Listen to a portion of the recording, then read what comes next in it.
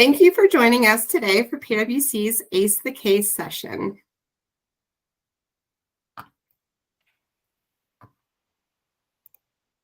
Our recruiting process allows you to get a feel of our culture, our people, and understand our available opportunities. During today's session, we will focus on why we conduct case interviews, case interview structure, what interviewers are looking for during the case so you can understand how you're being assessed, tips and tricks for a successful interview, and then we will walk through a case exercise. Our goal for this session is for you to feel more confident about approaching your case interview. My name is Gina Vaxolka, and I'm a manager on our talent acquisition team. My name is Courtney Howard, and I'm a senior manager on our talent acquisition team. You can think of the case interview as a two-way conversation that demonstrates an ability to think creatively in unfamiliar business. PwC's case interview is meant to focus on qualitative and not quantitative responses. We want to see how you structure your approach to problem solving and make reasonable assumptions.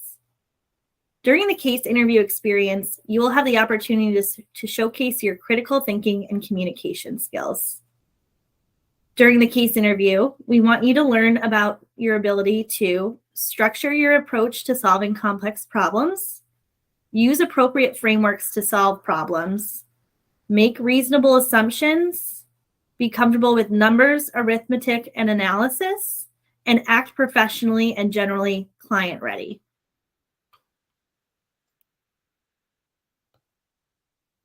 To further prepare, you can familiarize yourself with the case interview structure.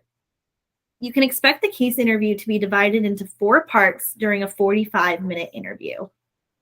You can expect the first 2 to 3 minutes of the interview to be an introduction to the interviewer along with the introduction to the case. Following the case introduction, you can expect 20 to 25 minutes for the case discussion. The case will be delivered to you verbally during this time, and you'll be encouraged to take notes and listen. The next 10 to 15 minutes of the interview will be behavioral questions, and the final 2 to 3 minutes of the interview are reserved for your questions and case wrap-up. During the interview, your interviewer will be looking at 4 key areas: intellectual curiosity, how you drive an insightful conversation and understand the problem, what is your thought process, are you able to think logically and organize your answers, and this does not mean the right answer. In addition, we will look at our global career progression framework, the PwC Professional. It is foundational to PwC and provides transparency on the skills and attributes to progress within the firm. The PwC Professional's 5 dimensions of leadership are whole leadership, business acumen, technical and digital, global and inclusive, and relationships.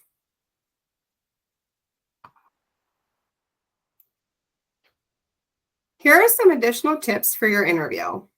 First, the do's. Take the time to understand the questions being asked.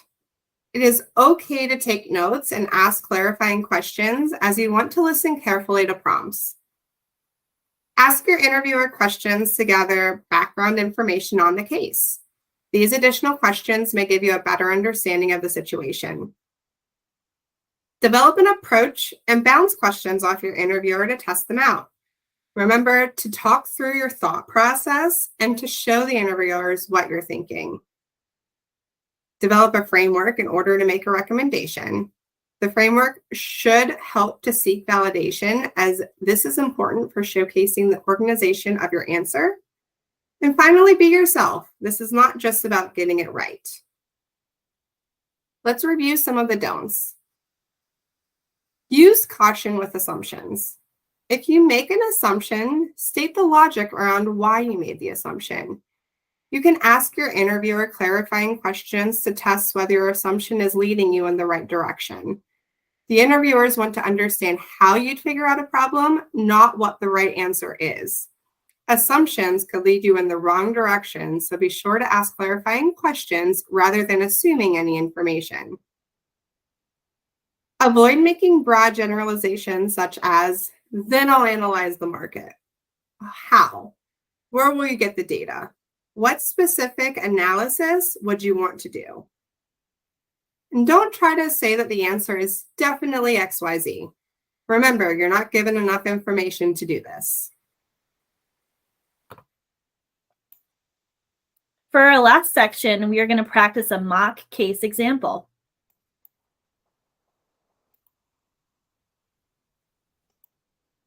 We'll start by laying out the situation.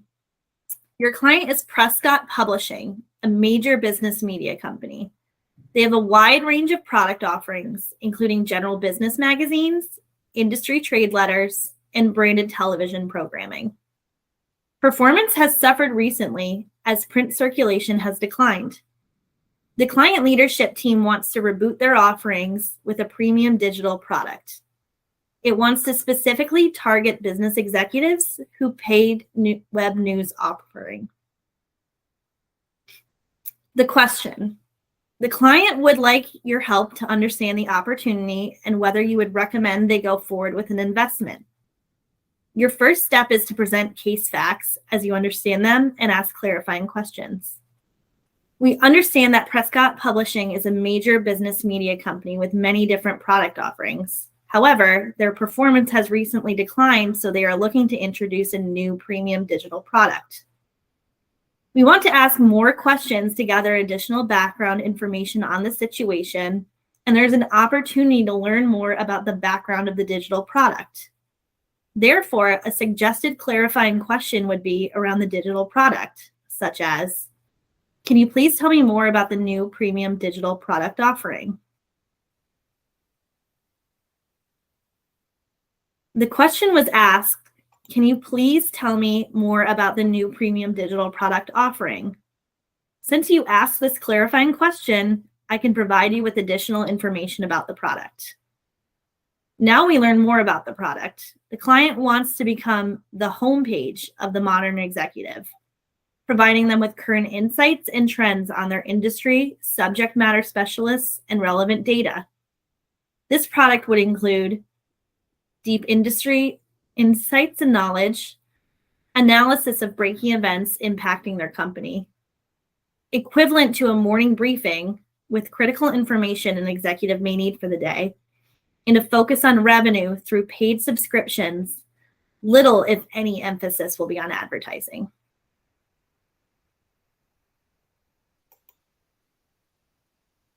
You are encouraged to ask as many clarifying questions as needed in order to start using context clues to fill in any information gaps. The information you uncover from your questions can help to build your framework.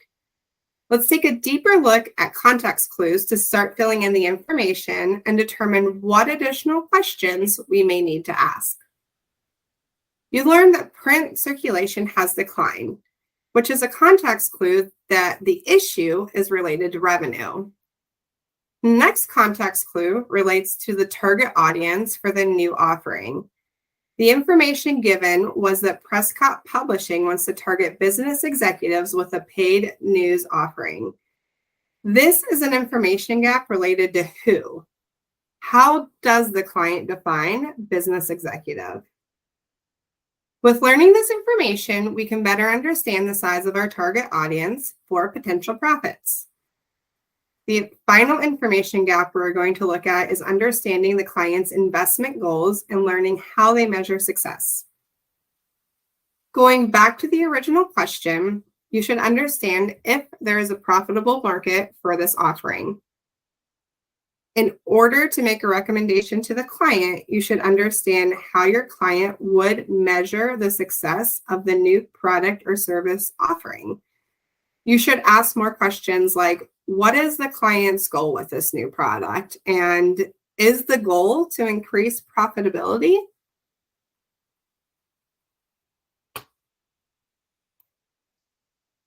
Once you filled in the gaps and determined the information needed to form the answer, you could start to build out your framework to make a recommendation. Your framework will be an initial approach, which may change as you receive more information. Not all components of a framework need to be answered to solve the case or make a recommendation. The client asks if they should move forward with this investment. Therefore, you want to figure out what the profit might look like. The profit will be determined by looking at the potential revenue minus the costs. You'll figure out the revenue based on how many units are likely to be sold by understanding the market, demand channels, and how to price the product. Finally, you'll subtract potential costs by summing up the anticipated fixed costs and variable costs. By asking more questions, you should be equipped with information to make a sound recommendation for the client. We hope these tips have helped you prepare for your case interview. We have a few final reminders before closing out today's session. Remember to be authentic in your answers and responses. There is no right or wrong answer to the case question. And finally, be confident and thoughtful in your answers. Jean and I wish you the best of luck with your interviews.